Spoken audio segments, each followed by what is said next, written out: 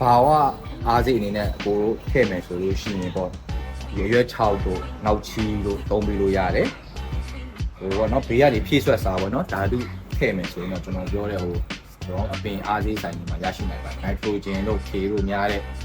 အချိုးများတဲ့နိုက်ထရိုဂျင်အချိုးများတဲ့ဟာကိုထည့်ပြီးတော့စိုက်ပြီးလို့ရပါတယ်ခင်ဗျ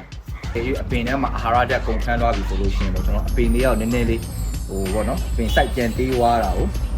ကျွန်တော်တွေ့ရတယ်ပေါ့နော်ထို့အတွက်ကြောင့်အပေါ်ကနေပြီးကျွန်တော်တို့အစာပေါ့နော်အစာအာဟာရထပ်လိုက်ပေးရပါတယ်ခင်ဗျဒါကတော့ကျွန်တော်ရဲ့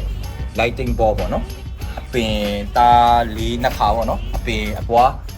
5ပင်လောက်ကြာပေးပြီးတော့ချပေးပြီးတော့ तू ကဟိုကြည့်ရနည်းနည်းလေးအာဟာရဓာတ် तू လိုသွားရပေါ့နော်လိုသွားရတော့ကြောင့်အပင်လေးကတော့ပြန်သေးသွားတယ်ဒါပေမဲ့အချိန်လေးပြန်ရလာပြီကျွန်တော်အပေါ်ကနေပြန်ပြီးတော့ဒီဆက်တော့ကျွန်တော်တို့ဒါ6မျိုးဆက်ပေါ့နော်6မျိုးဆက်ဆက်မြေရယ်နောက်ပြီးတော့အရွက်6ရယ်ကျွန်တော်ခုနပြောခဲ့သလိုပဲအဲ့ဆိုဒီ B1 လေးကိုကျွန်တော်ခံပေးပါလေပြည့်ကြောက်လေးတောင်ဟိုကိုရွက်ဆိုရင်တော့ညှပ်ပေးစရာမလိုပေါ့နော်တခြားအရွက်6လို့ဆိုရင်တော့ဖြစ်နိုင်လို့ရှိရင်ရွက်လေးကိုရွက်စိုက်သေးပေးရပိုကောင်းသေးနိုင်တော့သေးပေးရပိုကောင်းဒါဘာလို့လဲဆိုတော့ပြိုကွဲတဲ့အခါပုံမြန်ပြီးတော့ပြိုကွဲမှုကိုမြန်ဆန်စေပြီးတော့အပင်မြေကြီးလွှာတဲ့ကိုဟိုအာဟာရဓာတ်ကိုမြန်မြန်ရောက်စေတဲ့အတွက်ကြောင့်နော်